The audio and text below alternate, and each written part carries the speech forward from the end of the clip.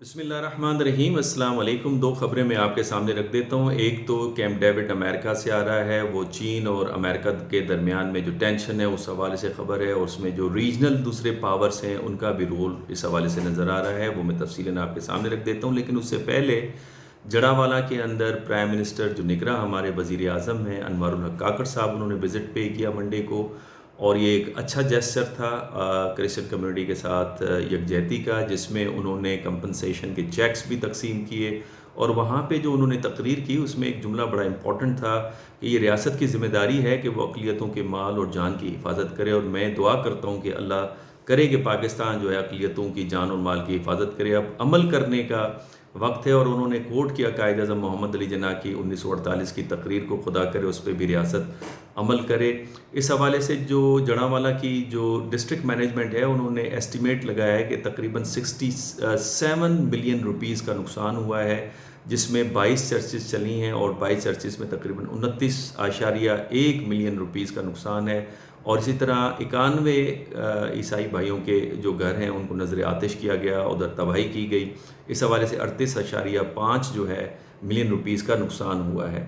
तो इस हवाले से जो काकड़ साहब की एफ़र्ट हैं, हुकूमत की जो एफ़र्ट हैं, वो एप्रिशिएटेबल हैं, और अल्लाह करे कि हमारी रियासत अब इन चीज़ों के ऊपर बड़ी सीरियसली सोचे, और जो ये माइंडसेट है उसको तब्दील करने की ज़रूरत है। और माइंडसेट की तब्दीली के हवाले से आपको हर जगह काम करना होगा, कानूनी तौर पे सख्ती करनी होगी, स्कूलों के और कॉलेजेस एंड यूनिवर्सिटीज़ के अंदर उनके सिलेबस के अंदर टॉलरेंस हमें पढ़ाना होगा, स्पेशली मदारिस के सिलेबस को तब्दील करना होगा, उसमें जो साइंस है, मैथ है और लैंग्वेजेस हैं उनको इंट्रोड्यूस करवाना होगा।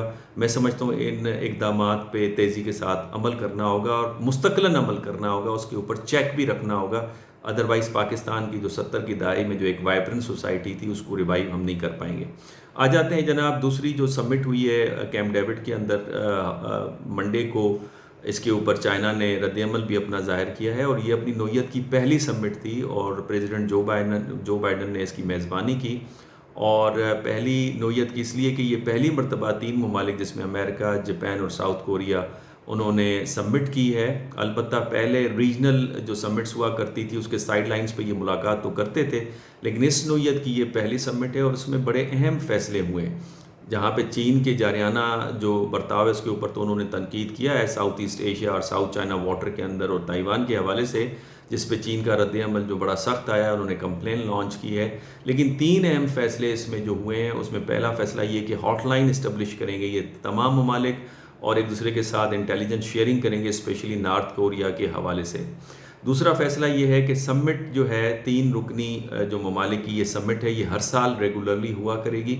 और तीसरा ये कि इन ममालिक के दरमियान में जॉइंट मिलिट्री एक्सरसाइजेज भी हुआ करेंगे। इस हवाले से पहले साउथ कोरिया और अमेरिका की जॉइंट मिलिट्री एक्सरसाइजेज चल रही हैं, जिस पे नॉर्थ कोरिया को एतराज़ भी है, और इस हवाले से नॉर्थ कोरिया ने एक मिसाइल भी टेस्ट किया है मेरे ख्याल में सिग्नल देने के हवाले से।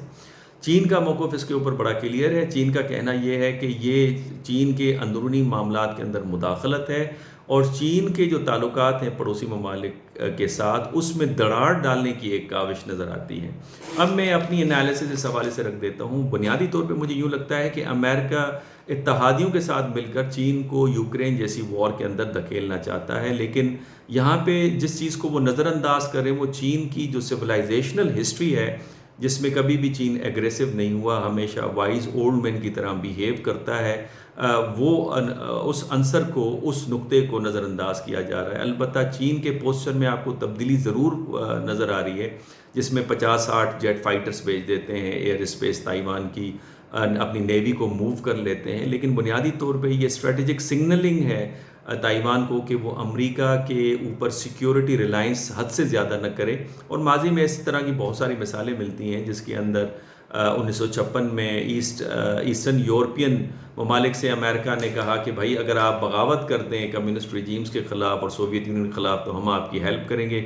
लेकिन फिर वो हंगेरियन प्राइम मिनिस्टर खड़े हो गए जोश के अंदर। नतीजा फिर ये हुआ कि रशियन टैंक्स दाखिल हुए और उसको टैंक्स के नीचे कुचल दिया, और अमेरिकन मदद के लिए नहीं पहुँचे।